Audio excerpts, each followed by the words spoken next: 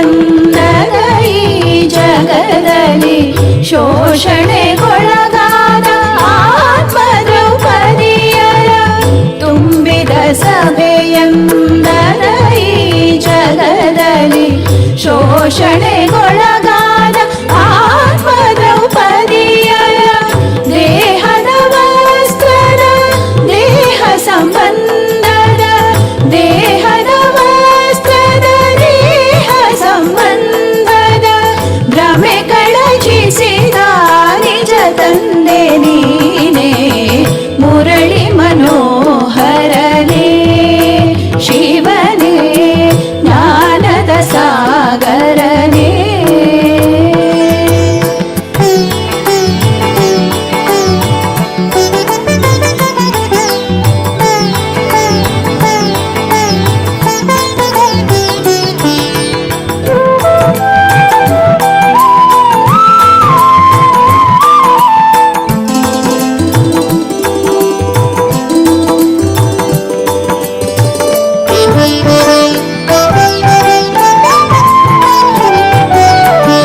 ಮನವೆಂಬೋ ಮಹಾಭಾರತದಲ್ಲಿ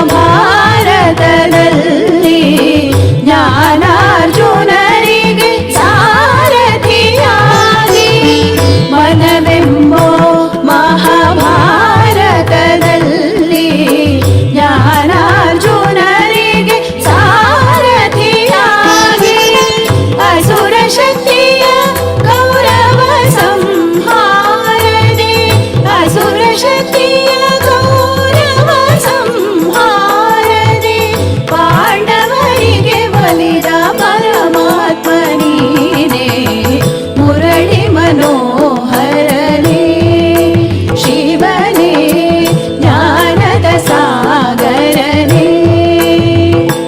ನಿನ್ನ ಗೀತೆಯ ನಾದಕ್ಕೆ ನಾಮೈ ಮರೆತೆ ಮುರಳಿ ಮನೋಹರನೇ ಶಿವನೇ ಜ್ಞಾನದ ಸಾಗರನೇ ಶಿವನೇ ಮುರಳಿ ಮನೋಹರನೇ.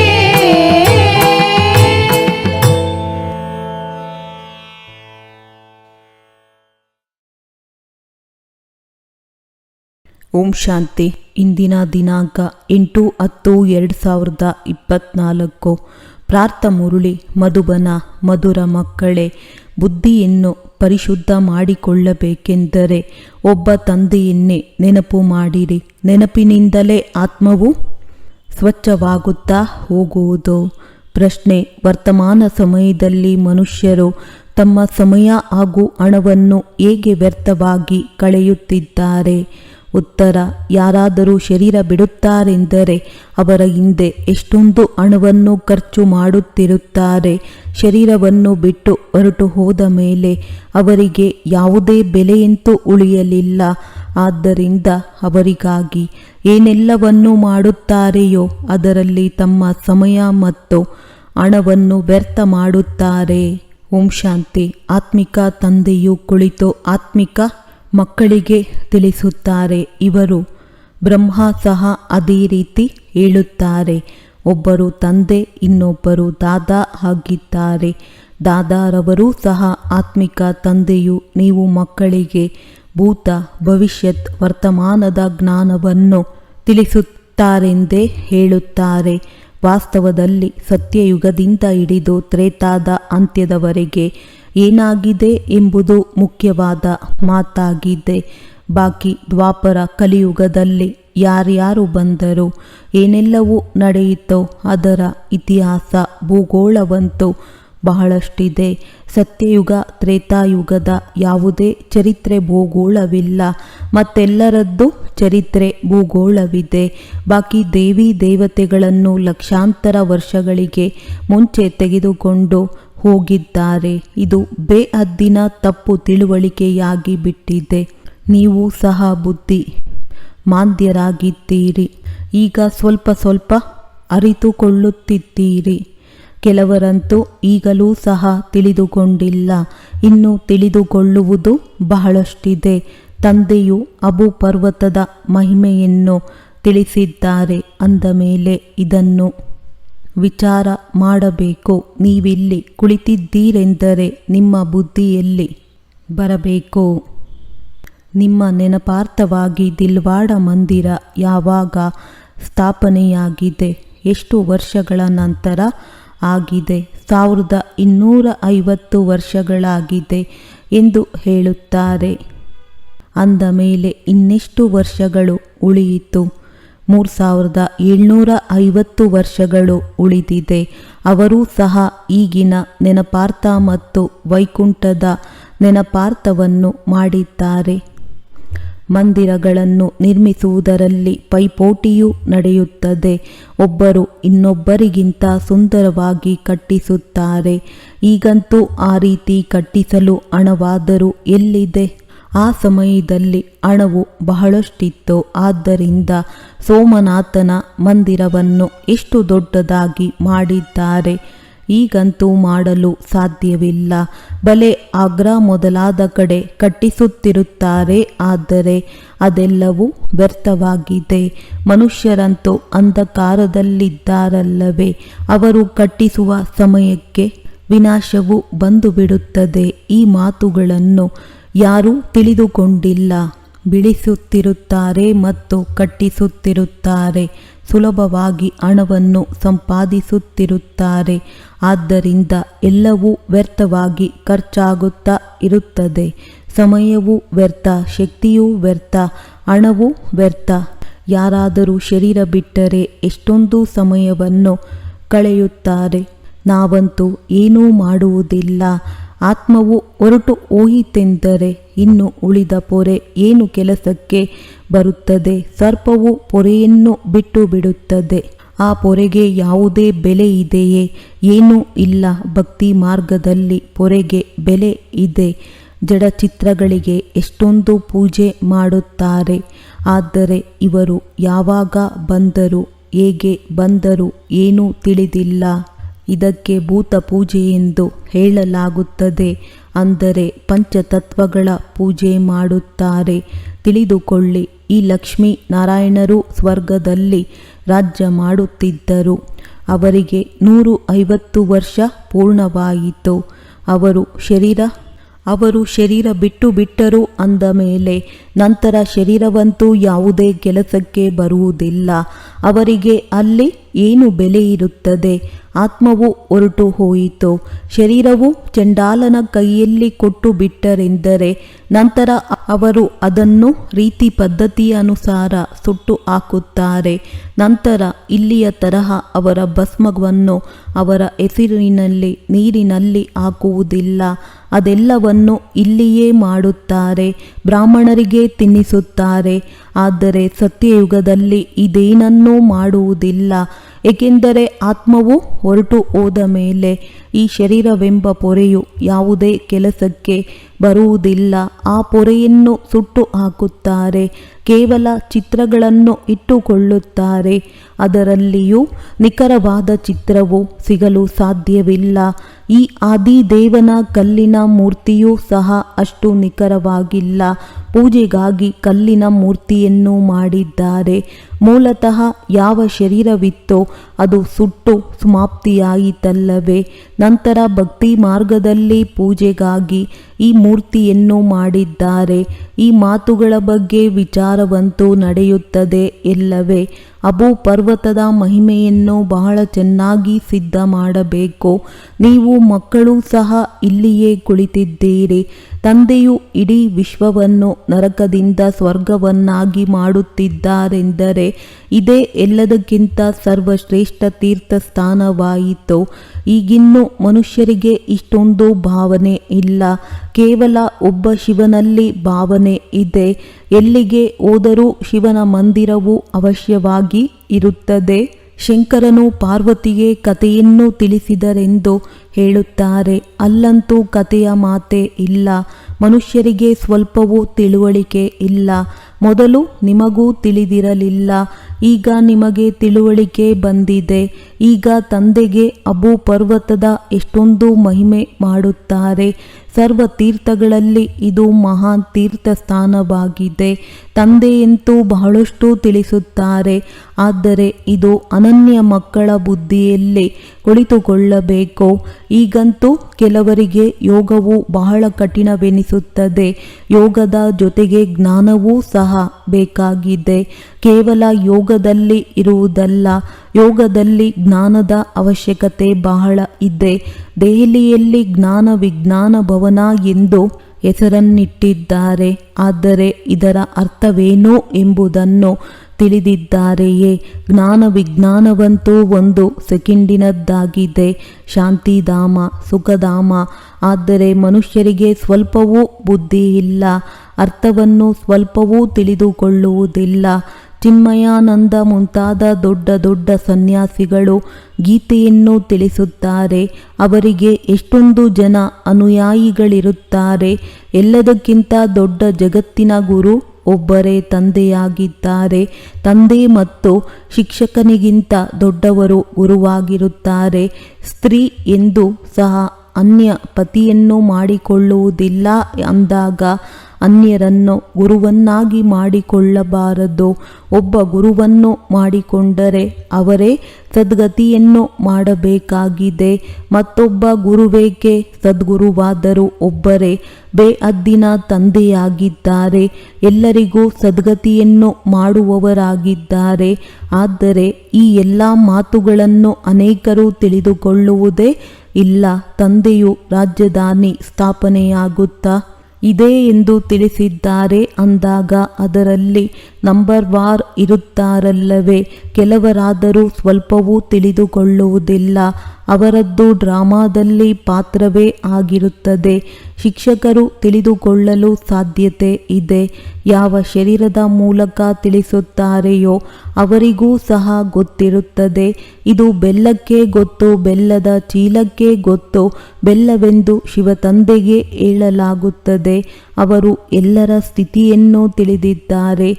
ಯಾರು ಹೇಗೆ ಓದುತ್ತಾರೆ, ಎಷ್ಟು ಸೇವೆಯನ್ನು ಮಾಡುತ್ತಾರೆ, ತಂದೆಯ ಸೇವೆಯಲ್ಲಿ ಎಷ್ಟು ಸಫಲ ಮಾಡಿಕೊಳ್ಳುತ್ತಾರೆ ಎಂಬುದನ್ನು ಪ್ರತಿಯೊಬ್ಬರೂ ಓದಿನಿಂದ ತಿಳಿಯಲು ಸಾಧ್ಯತೆ ಇದೆ. ಈ ಬ್ರಹ್ಮರವರು ಮನೆಮಠವನ್ನು ಬಿಟ್ಟಿದ್ದಾರೆ. ಆದ್ದರಿಂದ ಲಕ್ಷ್ಮೀನಾರಾಯಣರಾಗುತ್ತಾರೆ ಎಂದಲ್ಲ, ಪರಿಶ್ರಮ ಪಡುತ್ತಾರಲ್ಲವೇ? ಈ ಜ್ಞಾನವು ಬಹಳ ಶ್ರೇಷ್ಠವಾದದ್ದಾಗಿದೆ.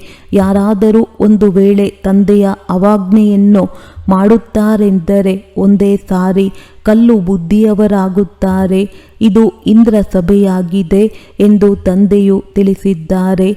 ಶಿವತಂದೆಯು ಜ್ಞಾನದ ಮಳೆಯನ್ನು ಸುರಿಸುತ್ತಾರೆ.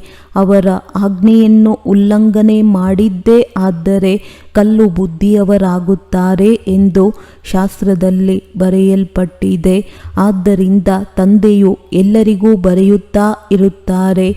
ಜೊತೆಯಲ್ಲಿ ಕರೆದುಕೊಂಡು ಬರಬೇಕಾದರೆ ಎಚ್ಚರ ವಹಿಸಿ ಕರೆದುಕೊಂಡು ಬನ್ನಿ. ವಿಕಾರಿ ಅಪವಿತ್ರರು ಬಂದು ಇಲ್ಲಿ ಕುಳಿತುಕೊಳ್ಳಬಾರದು. ಇಲ್ಲವೆಂದರೆ ಕರೆದುಕೊಂಡು ಬಂದಂತಹ ಬ್ರಾಹ್ಮಣಿಯರ ಮೇಲೆ ದೋಷವಾಗುತ್ತದೆ. ಈ ರೀತಿ ಯಾರನ್ನೂ ಸಹ ಕರೆದುಕೊಂಡು ಬರಬೇಡಿ. ಬಹಳ ದೊಡ್ಡ ಜವಾಬ್ದಾರಿ ಇದೆ.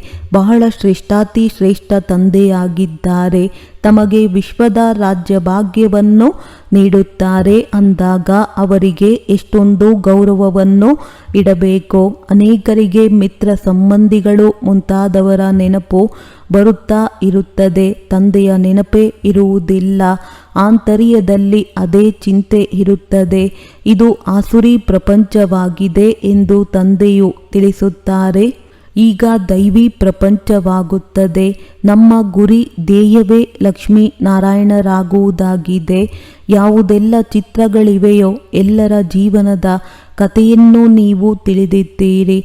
ಮನುಷ್ಯರಿಗೆ ತಿಳಿಸಲು ಎಷ್ಟೊಂದು ಶ್ರಮ ಪಡುತ್ತೀರಿ. ಇವರು ಒಳ್ಳೆಯ ಬುದ್ಧಿವಂತರಾಗಿದ್ದಾರೆ ಎಂಬುದು ತಮಗೂ ಸಹ ತಿಳಿದು ಬರುತ್ತದೆ. ಇವರು ಏನನ್ನೂ ತಿಳಿದುಕೊಳ್ಳುವುದಿಲ್ಲ ಎಂದು ತಿಳಿದು ಬರುತ್ತದೆ. ನಿಮ್ಮಲ್ಲಿಯೂ ಯಾರೆಷ್ಟು ಜ್ಞಾನವನ್ನು ತನ್ನದನ್ನಾಗಿಸಿಕೊಂಡಿದ್ದೀರೋ ಅದರನುಸಾರ ಸೇವೆಯನ್ನು ಮಾಡುತ್ತಿದ್ದೀರಿ. ಗೀತೆಯ ಭಗವಂತನ ಬಗ್ಗೆ ತಿಳಿಸುವುದೇ ಮುಖ್ಯ ಮಾತಾಗಿದೆ. ಸೂರ್ಯವಂಶಿ ದೇವಿ ದೇವತೆಗಳದ್ದು ಇದೊಂದೇ ಶಾಸ್ತ್ರವಾಗಿದೆ, ಬೇರೆ ಬೇರೆ ಇಲ್ಲ. ಬ್ರಾಹ್ಮಣರದ್ದು ಸಹ ಬೇರೆ ಇಲ್ಲ. ಇದು ಬಹಳ ತಿಳಿದುಕೊಳ್ಳುವಂತಹ ಮಾತುಗಳಾಗಿವೆ. ಈ ಜ್ಞಾನ ಮಾರ್ಗದಲ್ಲಿಯೂ ಸಹ ನಡೆಯುತ್ತಾ ಒಂದು ವೇಳೆ ವಿಕಾರದಲ್ಲಿ ಬಿದ್ದು ಹೋದರೆ ಈ ಜ್ಞಾನವು ಇಲ್ಲದಂತಾಗುತ್ತದೆ. ಬಹಳ ಒಳ್ಳೊಳ್ಳೆಯವರು ಹೋಗಿ ವಿಕಾರಿಗಳಿಗಾಗಿ ಕಲ್ಲು ಬುದ್ಧಿಯವರಾದರು. ಇದರಲ್ಲಿ ಬಹಳ ತಿಳುವಳಿಕೆ ಬೇಕಾಗಿದೆ. ತಂದೆಯು ಏನನ್ನೂ ತಿಳಿಸುತ್ತಾರೆಯೋ ಅದನ್ನು ಮೆಲುಕು ಹಾಕುತ್ತಿರಬೇಕೋ. ಇಲ್ಲಿ ತಮಗೆ ಬಹಳ ಸುಲಭವಾಗಿರುತ್ತದೆ, ಏಕೆಂದರೆ ಇಲ್ಲಿ ಯಾವುದೇ ವ್ಯಾಪಾರ ವ್ಯವಹಾರ ಮುಂತಾದ ಜಂಜಾಟವಿರುವುದಿಲ್ಲ. ಹೊರಗಡೆ ಇರುವುದರಿಂದ ವ್ಯಾಪಾರ ವ್ಯವಹಾರದ್ದು ಎಷ್ಟೊಂದು ಚಿಂತೆ ಇರುತ್ತದೆ. ಮಾಯೆಯು ಬಿರುಗಾಳಿ ತಂದು ಬಿಡುತ್ತದೆ. ಇಲ್ಲಿಯಾದರೂ ಯಾವುದೇ ವ್ಯಾಪಾರ ವ್ಯವಹಾರವಿರುವುದಿಲ್ಲ, ಏಕಾಂತವಿರುತ್ತದೆ. ತಂದೆಯಾದರೂ ಮಕ್ಕಳಿಗೆ ಪುರುಷಾರ್ಥ ಮಾಡಿಸುತ್ತಿರುತ್ತಾರೆ. ಈ ತಂದೆಯು ಬ್ರಹ್ಮ ಸಹ ಪುರುಷಾರ್ಥಿಯಾಗಿದ್ದಾರೆ. ಪುರುಷಾರ್ಥವನ್ನು ಮಾಡಿಸುವಂಥವರು ತಂದೆಯಾಗಿದ್ದಾರೆ. ಇದರಲ್ಲಿ ವಿಚಾರ ಸಾಗರ ಮಂಥನ ಮಾಡಬೇಕಾಗುತ್ತದೆ. ಇಲ್ಲಿಯಾದರೂ ತಂದೆಯು ಮಕ್ಕಳ ಜೊತೆ ಕುಳಿತಿದ್ದಾರೆ. ಯಾರು ಪೂರ್ಣ ಸಹಯೋಗದ ಬೆರಳನ್ನು ನೀಡುತ್ತಾರೆಯೋ ಅವರಿಗೆ ಸೇವಾದಾರಿ ಎಂದು ಕರೆಯಲಾಗುತ್ತದೆ. ಉಳಿದವರು ನಷ್ಟವನ್ನುಂಟು ಮಾಡುತ್ತಾರೆ, ಸೇವಾ ಭಂಗವನ್ನು ಸಹ ಮಾಡುತ್ತಾರೆ, ವಿಘ್ನವನ್ನು ಹಾಕುತ್ತಾರೆ. ಮಹಾರಾಜ ಮಹಾರಾಣಿ ಆಗುತ್ತಾರೆಂದರೆ ಅವರಿಗೆ ದಾಸದಾಸಿಗಳು ಸಹ ಬೇಕಲ್ಲವೇ? ಅವರು ಇಲ್ಲಿದ್ದವರೇ ಆಗುತ್ತಾರೆ ಎಂಬುದು ತಮಗೆ ತಿಳಿದಿದೆ. ಎಲ್ಲವೂ ವಿದ್ಯೆಯನ್ನು ಅವಲಂಬಿಸಿದೆ. ಈ ಶರೀರವನ್ನು ಖುಷಿಯಿಂದ ಬಿಡಬೇಕಾಗಿದೆ. ದುಃಖದ ಮಾತೇ ಇಲ್ಲ. ಪುರುಷಾರ್ಥಕ್ಕಾಗಿ ಸಮಯವಂತೂ ಸಿಕ್ಕಿಯೇ ಇದೆ. ಜ್ಞಾನವು ಸೆಕೆಂಡಿನದ್ದಾಗಿದೆ. ಶಿವ ತಂದೆಯಿಂದ ಆಸ್ತಿಯೂ ಸಿಗುತ್ತದೆ ಎಂಬುದು ಬುದ್ಧಿಯಲ್ಲಿದೆ. ಸ್ವಲ್ಪವಾದರೂ ಜ್ಞಾನವನ್ನು ಕೇಳಿದರೂ ಶಿವ ತಂದೆಯನ್ನು ನೆನಪು ಮಾಡಿದರೂ ಸಹ ಸ್ವರ್ಗದಲ್ಲಿ ಬರಲು ಸಾಧ್ಯತೆ ಇದೆ. ಪ್ರಜೆಗಳು ಅನೇಕರು ಆಗುವವರಿದ್ದಾರೆ. ನಮ್ಮ ರಾಜ್ಯದಾನಿ ಸೂರ್ಯವಂಶಿ ಚಂದ್ರವಂಶಿ ಇಲ್ಲಿಯೇ ಸ್ಥಾಪನೆಯಾಗುತ್ತಾ ಇದೆ. ತಂದೆಯ ಮಕ್ಕಳಾಗಿಯೂ ಒಂದು ವೇಳೆ ನಿಂದನೆ ಹಾಕುತ್ತಾರೆಂದರೆ ಬಹಳ ಹೊರೆ ಹೆಚ್ಚಾಗುತ್ತದೆ. ಒಂದೇ ಬಾರಿ ಪಾತಾಳದಲ್ಲಿ ಹೋಗಿ ಬಿಡುತ್ತಾರೆ. ಯಾರು ತಮ್ಮ ಪೂಜೆಯನ್ನು ಕುಳಿತು ಮಾಡಿಸುತ್ತಾರೆಯೋ ಅವರು ಪೂಜ್ಯರೆಂದು ಹೇಗೆ ಕರೆಸಿಕೊಳ್ಳಲು ಸಾಧ್ಯ?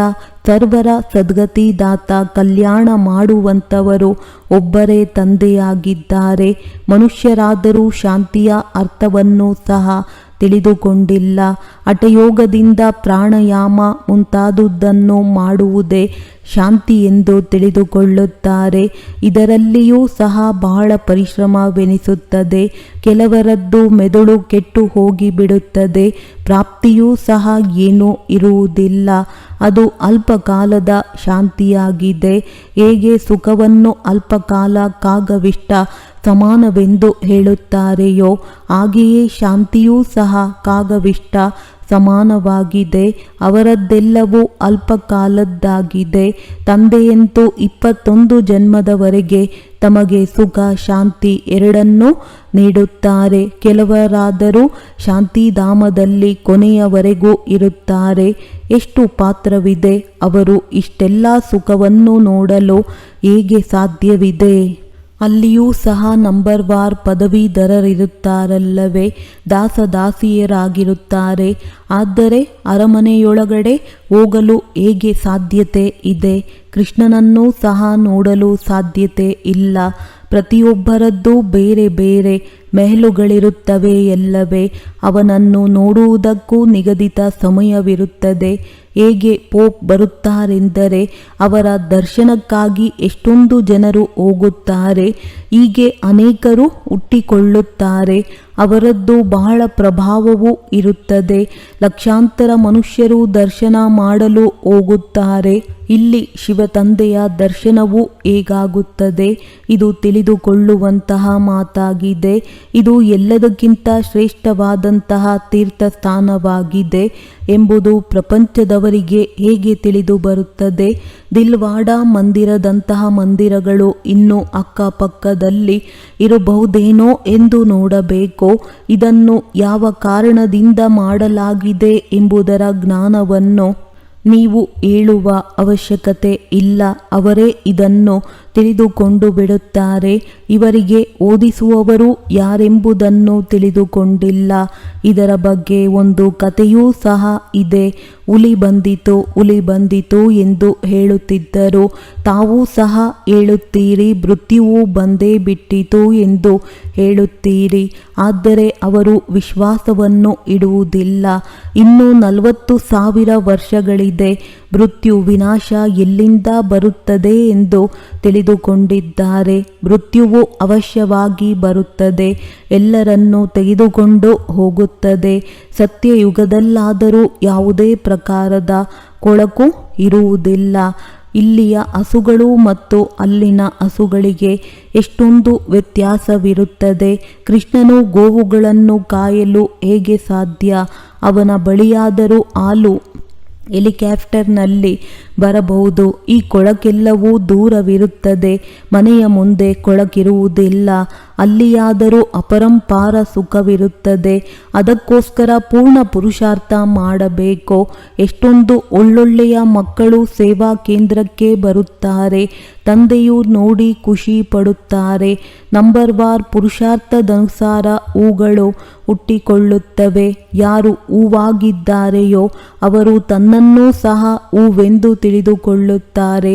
ದೆಹಲಿಯಲ್ಲಿಯೂ ಸಹ ಮಕ್ಕಳು ಹಗಲು ರಾತ್ರಿ ಎಷ್ಟೊಂದು ಸೇವೆ ಮಾಡುತ್ತಾರೆ. ಜ್ಞಾನವೂ ಸಹ ಎಷ್ಟೊಂದು ಶ್ರೇಷ್ಠವಾಗಿದೆ. ಹಿಂದೆ ಏನನ್ನೂ ತಿಳಿದುಕೊಂಡಿರಲಿಲ್ಲ. ಈಗ ಎಷ್ಟೊಂದು ಪರಿಶ್ರಮ ಪಡಬೇಕಾಗುತ್ತದೆ. ತಂದೆಯ ಬಳಿ ಎಲ್ಲ ಸಮಾಚಾರ ಬರುತ್ತಿರುತ್ತದೆ. ಕೆಲವರದ್ದನ್ನು ಹೇಳುತ್ತಾರೆ, ಕೆಲವರದ್ದನ್ನು ಹೇಳುವುದಿಲ್ಲ. ಏಕೆಂದರೆ ಸೇವಾ ಭಂಗ ಮಾಡುವಂಥವರೂ ಸಹ ಬಹಳಷ್ಟಿರುತ್ತಾರೆ. ಬಹಳ ಉತ್ತಮರಾಗಿರುವಂತಹ ದ್ರೋಹಿಗಳಾಗಿ ಸೇವಾದ್ರೋಹಿ ಬಿಡುತ್ತಾರೆ. 3ನೆಯ ದರ್ಜೆಯವರೂ ಸಹ ದ್ರೋಹಿಗಳಾಗಿರುತ್ತಾರೆ. ಸ್ವಲ್ಪ ಜ್ಞಾನವೂ ಸಿಕ್ಕಿದರೆ ಸಾಕು, ಆಗ ನಾವು ಶಿವಬಾಬನಿಗೂ ಸಹ ತಂದೆಯಾಗಿ ಬಿಟ್ಟಿದ್ದೇವೆ ಎಂದು ತಿಳಿದುಕೊಳ್ಳುತ್ತಾರೆ. ನಮಗೆ ಜ್ಞಾನವನ್ನು ತಿಳಿಸುವಂಥವರು ಯಾರೆಂಬುದನ್ನು ತಿಳಿದುಕೊಳ್ಳುವುದಿಲ್ಲ. ಒಳ್ಳೆಯದು. ಮಧುರಾತಿ ಮಧುರ ಅಗಲಿ ಹೋಗಿ ಮರಳಿ ಸಿಕ್ಕಿರುವಂತಹ ಮಕ್ಕಳಿಗೆ ಪ್ರೀತಿಯ ಮಾತ್ಪಿತಾ ಬಾಪ್ ತಾದಾರವರ ನೆನಪು, ಪ್ರೀತಿ ಹಾಗೂ ನಮಸ್ತೆ. ಆತ್ಮೀಯ ಮಕ್ಕಳಿಗೆ ಆತ್ಮೀಯ ತಂದೆಯ ನಮಸ್ತೆ. ಧಾರಣೆಗಾಗಿ ಮುಖ್ಯ ಸಾರ: ವಿಶ್ವದ ರಾಜ್ಯ ಭಾಗ್ಯವನ್ನು ನೀಡುವಂತಹ ತಂದೆಗೆ ಬಹಳ ಗೌರವವನ್ನು ನೀಡಬೇಕಾಗಿದೆ.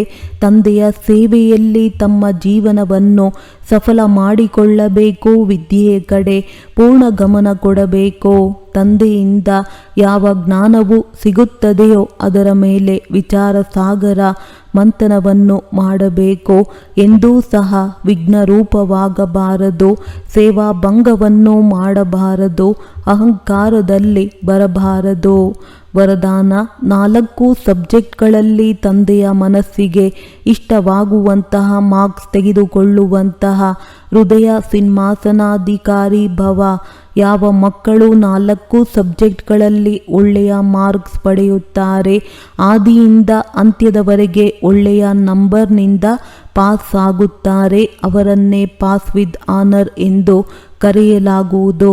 ಮಧ್ಯದಲ್ಲಿ ಮಾರ್ಕ್ಸ್ ಕಡಿಮೆಯಾಯಿತು, ಅದನ್ನು ಅಡ್ಜಸ್ಟ್ ಮಾಡಿದೆ, ಈಗಲ್ಲ.